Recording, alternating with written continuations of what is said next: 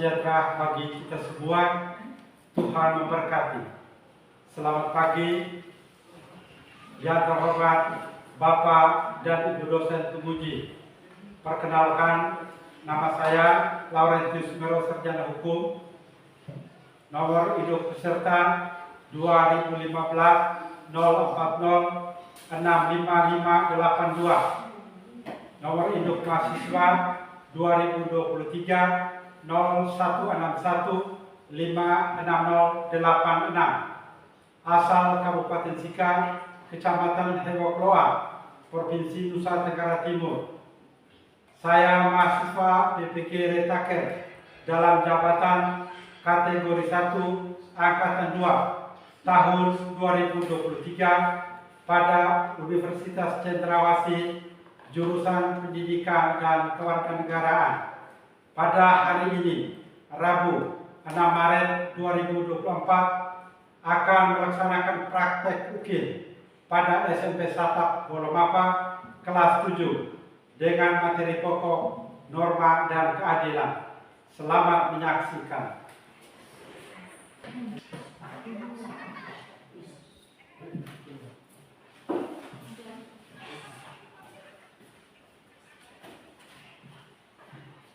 Selamat siang untuk kita semua.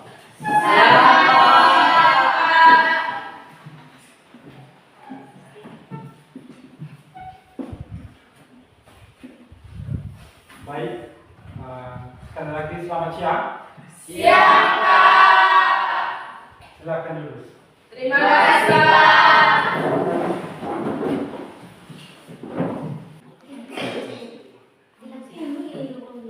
Lanjut. Selamat siang. Siang, Pak.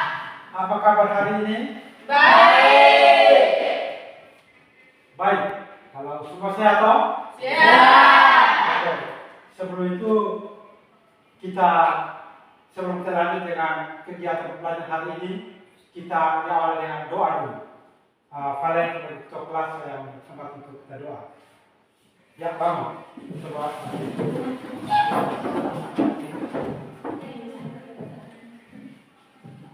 Siap berdoa. Siap.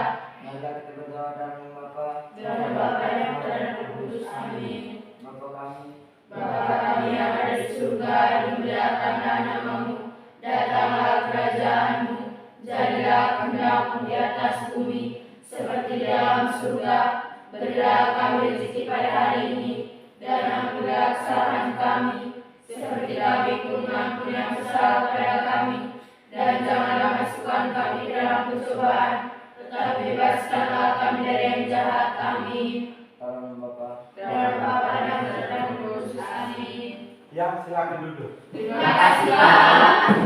Oke, terima kasih kepada ketua kelas Valen yang sudah membawakan kita dalam doa. Semangat ya hari ini. Semangat. Semangat. Oke, sebelum kita melanjutkan materi hari ini, saya mau ingatkan kembali materi minggu lalu. Sekadar untuk mengingatkan sejauh mana kalian masih ingat tidak materi yang minggu lalu. Materi minggu lalu itu tentang penetapan Pancasila sebagai dasar negara. Oke, Pak bertanya dulu. Siapa ketua PPKI? Yang tahu, angkat tangan silakan. Ketua PPKI. Ya, silakan. Ya, ketua PPKI itu siapa? IR Soekarno ya. Lalu yang berikut. Apa tujuan PPKI itu dibentuk? Ya, silakan. Mempersiapkan kemerdekaan Indonesia. Ya, tujuan PPKI itu adalah apa? Mempersiapkan kemerdekaan Indonesia. Ya, tepuk tangan dulu. Kapan PPKI itu dibentuk? Saya, Pak. Ya, silakan. 7 Agustus 1945 setelah BPUPKI bubar. Ya, tepuk tangan dulu.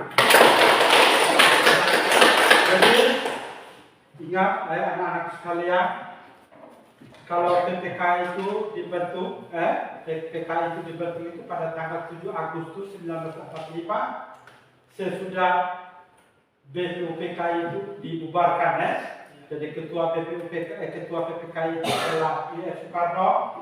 Kemudian tujuan dibentuknya PPK itu adalah untuk mempersiapkan kemerdekaan Indonesia, Oke, ini materi yang minggu lalu. Sekarang kita masuk materi kita hari ini tentang norma dan keadilan.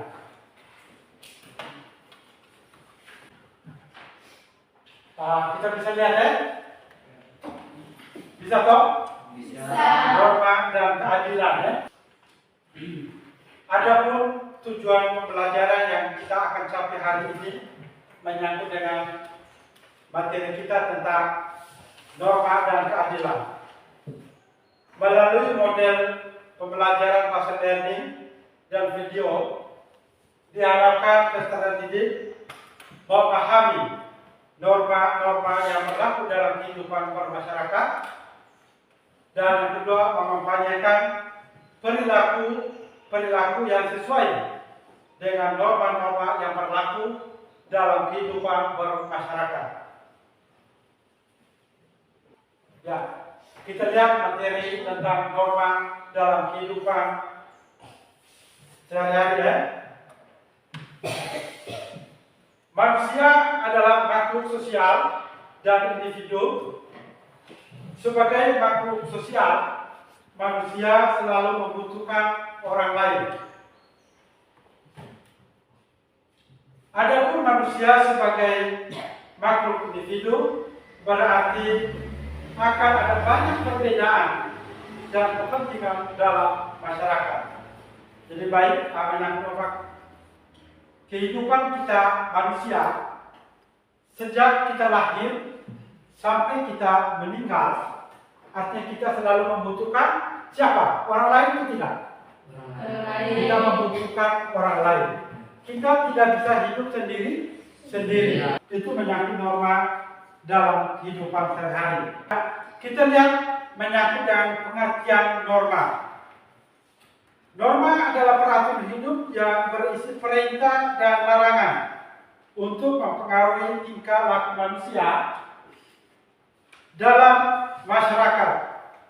Norma memberi petunjuk bagaimana manusia harus bertindak, apa yang harus dilakukan, dan perbuatan mana yang harus dihindari. Isi norma adalah perintah dan larangan. Perintah merupakan kewajiban melakukan sesuatu yang akibatnya dipandang baik. Larangan merupakan keharusan seseorang untuk tidak berbuat sesuatu karena akibat dipandang buruk. Di dalam kehidupan kita di dalam masyarakat ada 4 macam norma. Coba sebutkan. Norma agama, Ya. norma kesopanan, norma kesusilaan, dan norma hukum. Kita semua kita tentang. Oke, terima kasih. Jadi ada hak milik orang lain, harus berlaku jujur serta berbuat baik terhadap sesama manusia. Jadi menyangkut dengan norma kesusilaan itu adalah norma yang timbul dari dalam diri kita masing-masing, Ada penyesalan dalam diri kita. Kalau saya jangan buat begitu tadi baik, tapi sudah terlanjur, Atau kita membunuh orang. Ketika kita membunuh orang, pulang kita pasti menyesal. Artinya bahwa penyesalan itu selalu datang terlambat. Kita harus berlaku jujur. Misalnya kalau kita mau memiliki barang, sesuatu barang, misalnya kita harus pakai pinjam. Setelah pinjam kita kembalikan. Jangan kita pinjam habis, ditanya kita tidak tahu. Ini artinya kita tidak jujur dan melanggar norma kesusilaan. Oke, kita lanjut.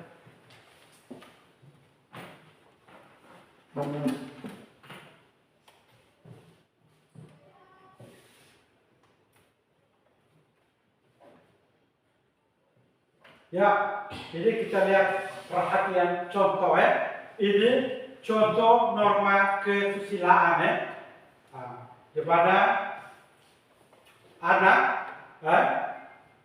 ketika mau pergi ke sekolah dia berpamitan dengan orang tuanya Saya bertanya, kalian tadi pagi datang ke sekolah, kami tidak orang tua. Kami toh? Anda sudah menjalankan norma kesusilaan. Dari suara hati tidak ada perintah Sebagai anak, dia bangun, siap diri, lalu dia ke sana, jabat tangan dengan bapaknya, supaya bapaknya diminta berkat direstui supaya mereka datang ke sekolah. Itu salah satu contoh norma kesusilaan, yaitu berpamitan dengan orang tua, bapak atau mama ketika kita mau ke sekolah, atau kita mau ke pasar atau kemana saja harus berpamitan dengan kita punya orang tua. Norma yang diadakan oleh masyarakat untuk mengatur pergaulan dengan dilandasi sikap saling menghormati. Akibat dari pelanggaran terhadap norma ini adalah akan disalahkan oleh lingkungan atau kelompoknya. Hakikat norma kesopanan adalah kepantasan.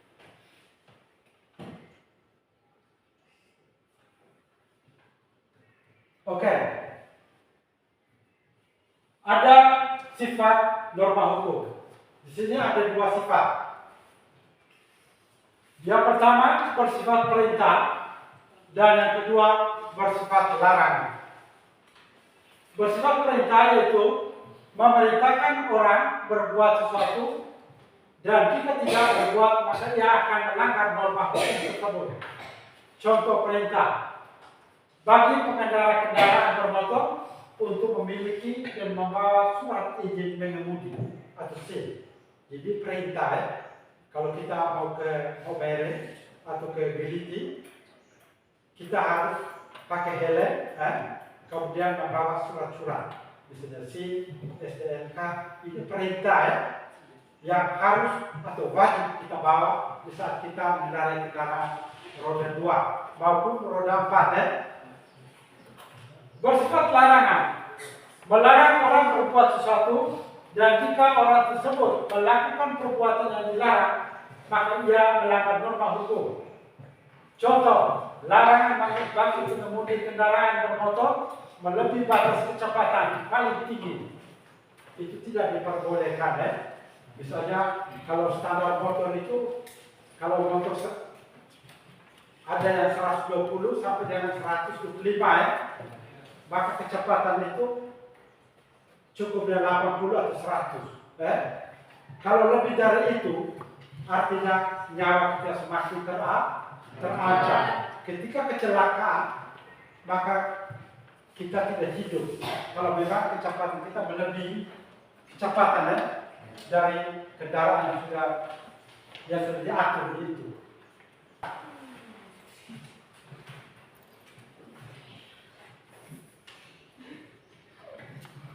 Ada 3 fungsi norma dalam masyarakat. Yang pertama, pedoman dalam bertingkah laku, karena norma memuat aturan tingkah laku masyarakat dalam pergaulan sosial.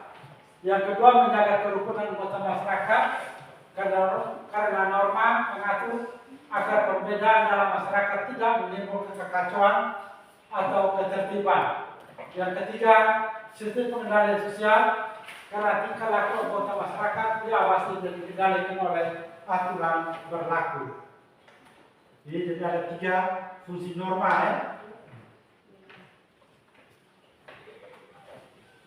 Ya, kita masuk materi arti penting norma dalam mewujudkan keadilan.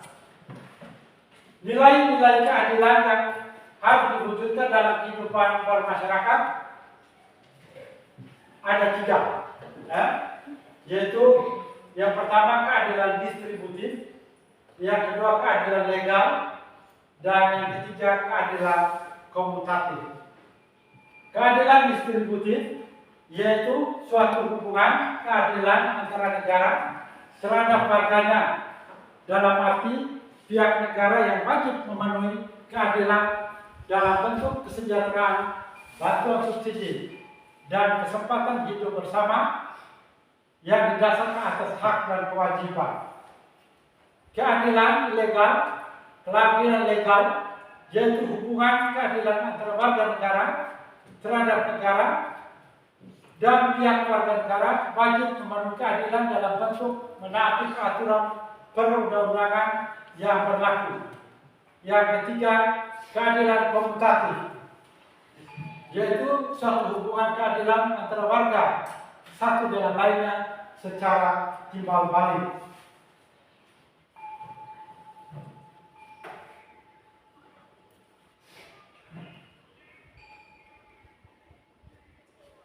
Keadilan berarti adanya jaminan negara terhadap masyarakat untuk mendapatkan apa yang menjadi haknya dan memperoleh perlakuan yang sama di hadapan hukum. Pemberian hukum dilakukan setelah melalui proses persidangan di lembaga peradilan. Jadi kalau kita yang bersalah, kita harus ada melalui proses salah atau benar, kita melalui proses peradilan. Dan demikian lembaga peradilan memegang peranan penting dalam menciptakan keadilan di masyarakat.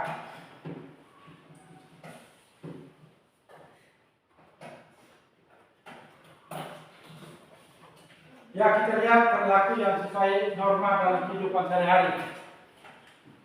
Yang pertama, norma mendorong bahkan menekan individu dan kelompok atau masyarakat secara keseluruhan untuk mencapai nilai-nilai sosial.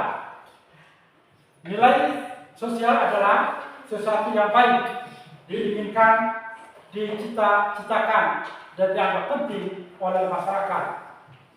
Adapun norma merupakan peraturan untuk berbuat yang dibenarkan dalam mewujudkan cita-cita tersebut. Jika nilai adalah pola perilaku yang diinginkan, maka norma merupakan cara-cara perilaku masyarakat yang disetujui untuk mencapai nilai tersebut. Contoh, tidak melakukan diskriminasi, menghargai keragaman, dan berbicara dengan bahasa yang baik. Tidak boleh saling membeda-bedakan, itu diskriminasi, baik suku, agama, ras. Tidak boleh saling membedakan. Harus kita lihat harus sama, sejajar. Lalu menghargai keragaman. Tidak boleh menggunakan bahasa-bahasa kasar ketika kita mau menyampaikan kita punya pendapat atau gagasan atau ide. Gitu.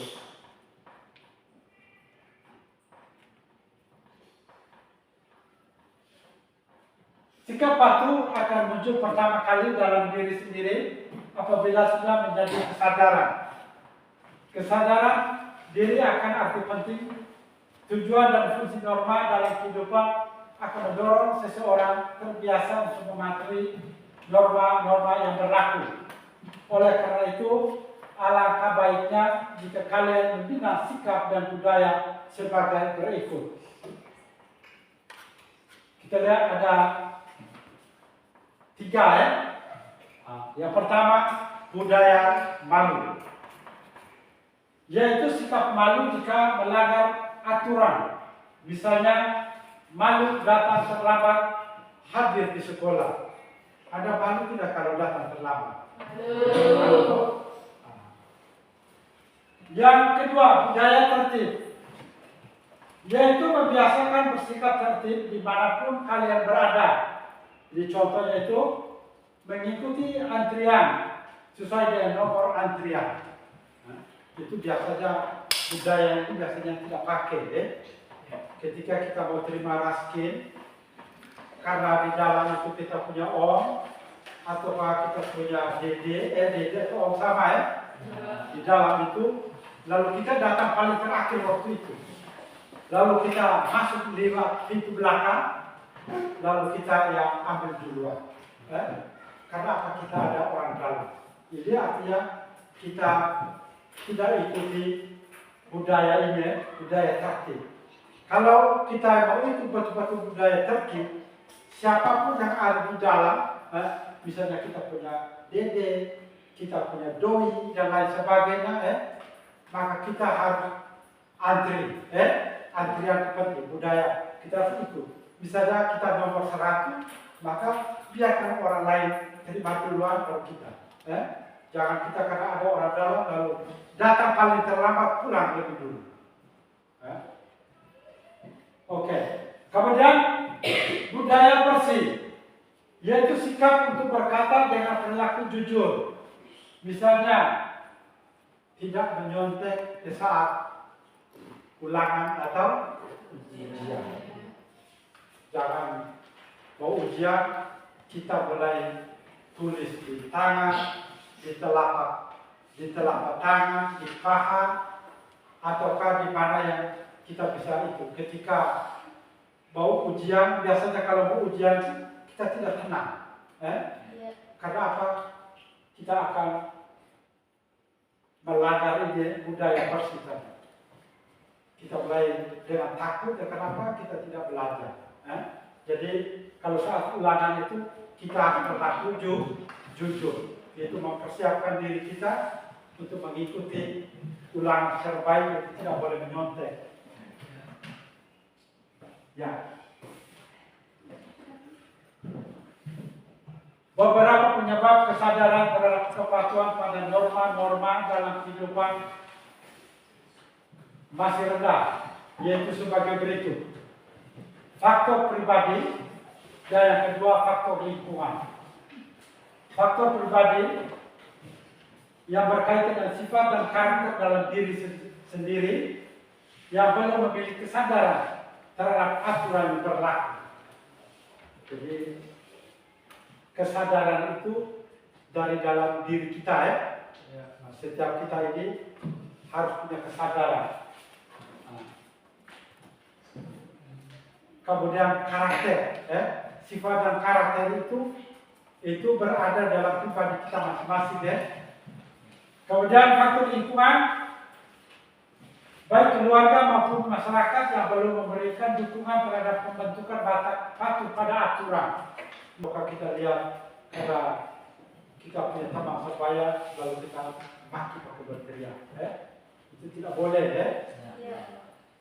Berarti harus ada kesadaran dalam diri, Oke.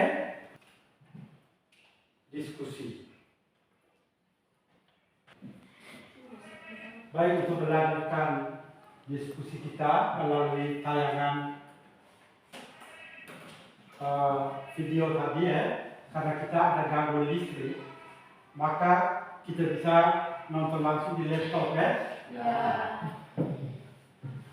Kita Pak Guru buka videonya dulu, Bisa lihat tidak?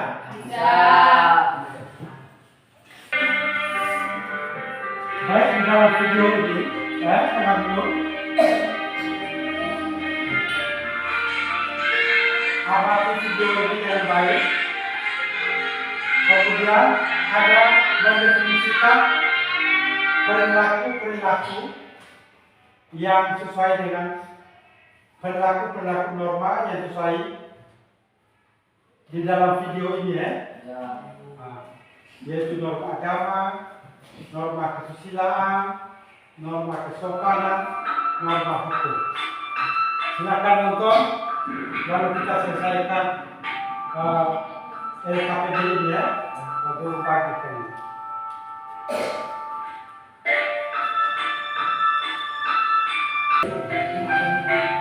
Baik, silakan kita nonton di video ini, lalu kita kaitkan dengan perilaku sesuai norma, yang ada itu. Jadi ada 4 norma: norma agama, kesusilaan, kesopanan, dan norma hukum. Diskusi. Beberapa lagi.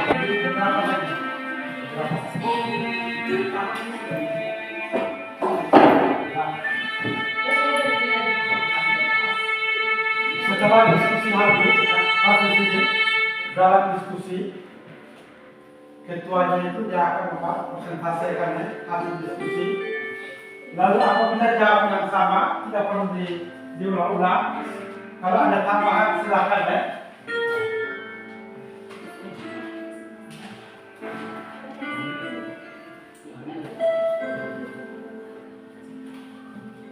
Jika ada gangguan listrik ya, yang kita pakai.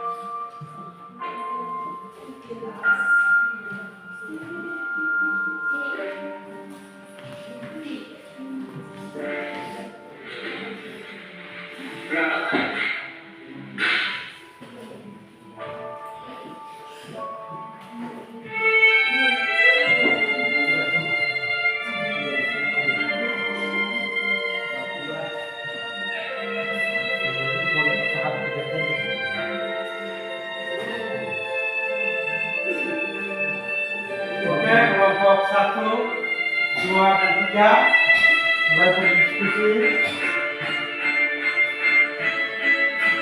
Sampai diskusi kita melihat video ini ya. Harus semangat ya, kalau sudah siap.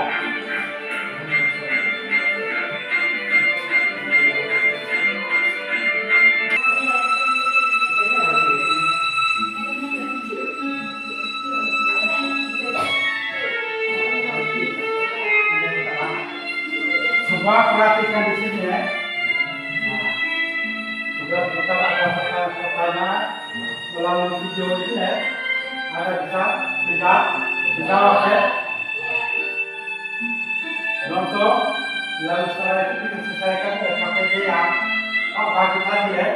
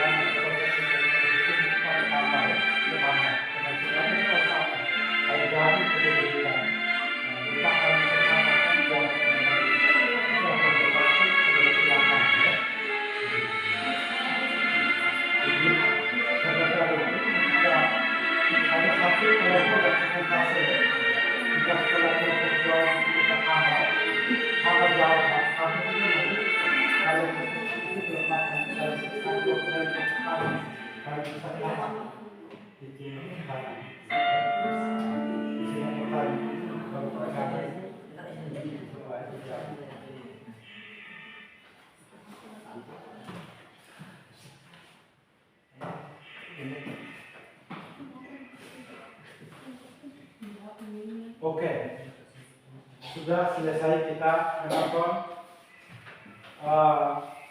video tadi ya. Sekarang kita diskusi perilaku yang sesuai dengan video yang kita nonton tadi. Kita diskusi ya.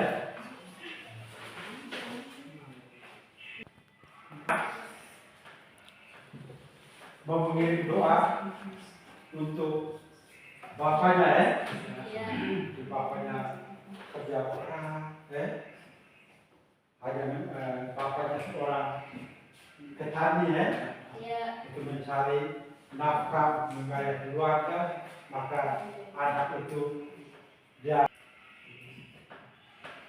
Tom, sudah selesai diskusi? Sudah. Oke, terima kasih. Sebelum kita persentase, kita berdiri, lalu kita ikuti sesuatu ini ya. Kita ikuti. Kita boleh nyanyi bersama ya.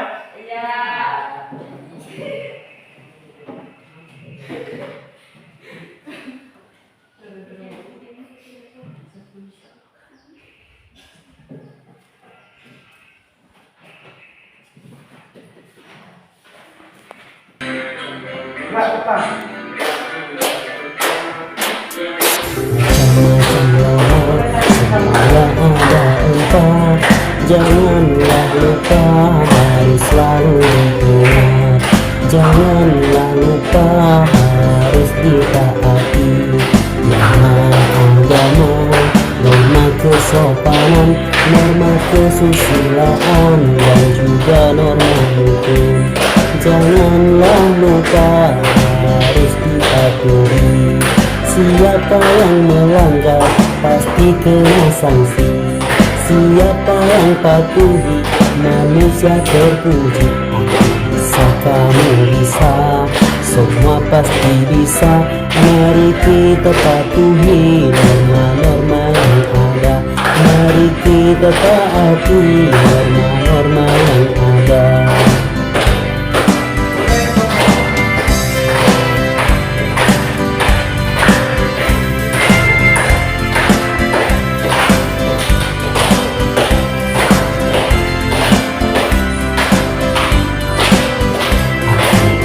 Kamu bisa, semua pasti bisa. Mari kita patuhi norma-norma yang ada. Mari kita taati norma-norma yang ada. Siapa yang melanggar pasti kena sanksi. Siapa yang patuhi manusia terpuji. Bisa kamu bisa, semua pasti bisa. Mari kita patuhi norma-norma yang ada. Mari kita taati norma-norma yang ada.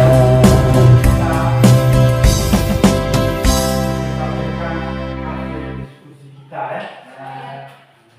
Beri kesempatan untuk kelompok pertama. Silakan.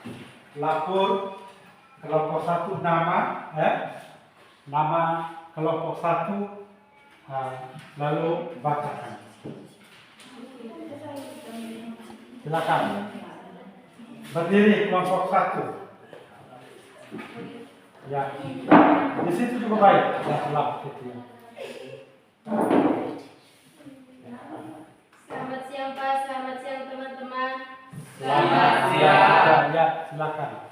Saya mewakili teman-teman saya dari kelompok 1 akan mempresentasikan hasil diskusi kami. Ya.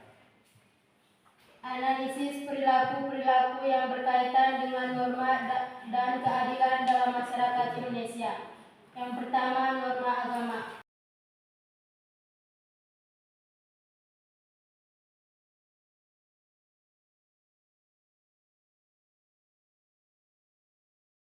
Yang kedua, norma kesusilaan. contoh perilaku di dalam film dan kaitannya dengan kehidupan sehari-hari, membiasakan diri, menghormati orang lain, setia kawan dan solider. Yang ketiga, norma kesopanan, contoh perilaku di dalam film dan kaitannya dengan kehidupan setiap hari, menghindari sikap sombong, benci terhadap orang lain, mencintai tanah air. Yang keempat, norma hukum, contoh perilaku di dalam film dan kaitannya dengan kehidupan setiap hari, menaati kesepakatan tidak melakukan penipuan. Sekian hasil presentasi dari kelompok kami mengucapkan terima kasih. Oke,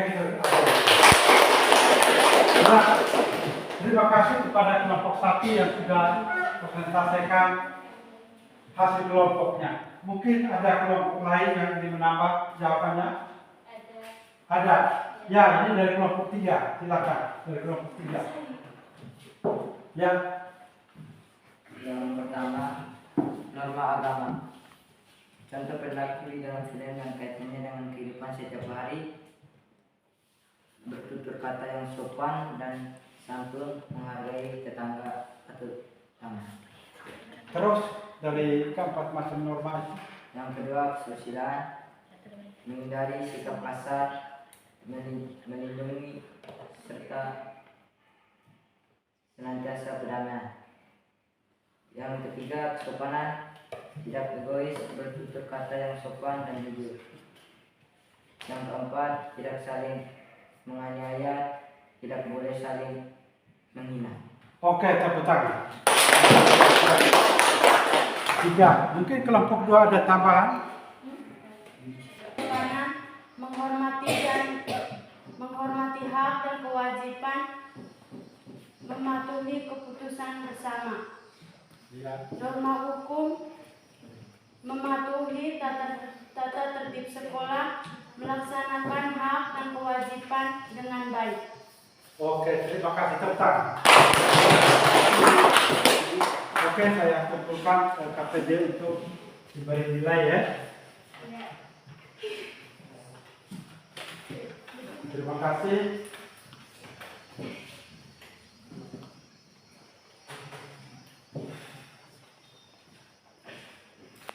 Jika sejauh mana Anda bisa menangkap atau tangkap materi yang Pak ajar hari ini ya. Saya bagi soal ya. Itu ada kerja. Sekarang duduk agak berjarak ya. Kali ini kita mau proses ini ya. Kita langsung periksa nanti pas diperiksa ya.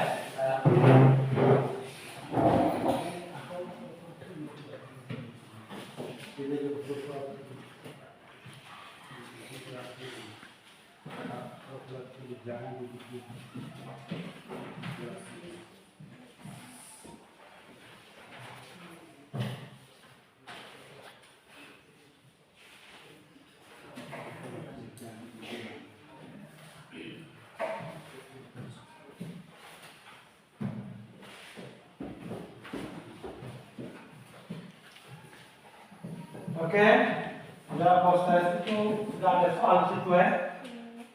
Silakan ada kerja masing-masing.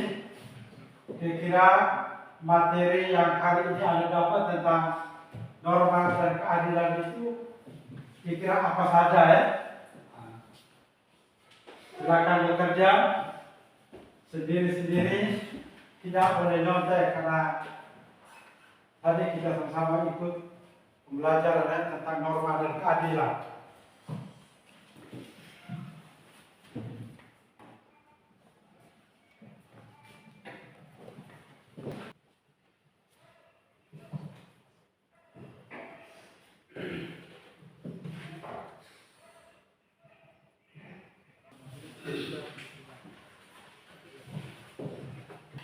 Maaf ya, kita tidak bisa lewat tayangan ya. Di sini kita harus yang terakhir ya, pertanyaan saya yang refleksi.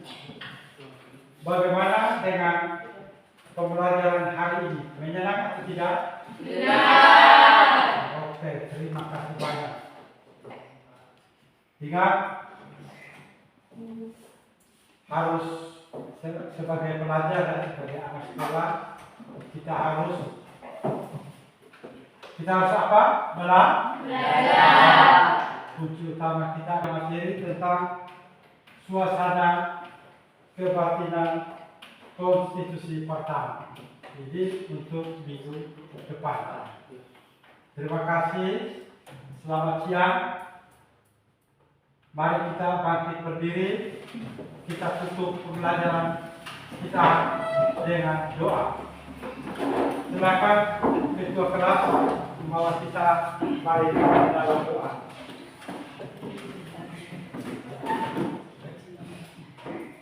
Ya. Siap Bapak. Siap. Mari kita berdoa dalam Bapa. Lalu Bapa dan Putra dan Kudus. Amin. Salam Maria. Salam Maria, penuh rahmat, Tuhan sertamu. Terpujilah engkau di antara wanita, dan terpujilah buah tubuh Yesus. Santa Maria, Bunda Allah, doakanlah kami yang berdosa ini, sekarang dan waktu kami mati. Amin. Dalam Bapa. Demi Bapa dan Putra dan Kudus. Amin. Selamat siang. Ingat pulang langsung ke rumah masing-masing. Tidak boleh belok ke kanan ya. Bapak. Sekian video pembelajaran dari saya. Semoga video ini dapat bermanfaat bagi teman-teman PPG angkatan selanjutnya. Terima kasih.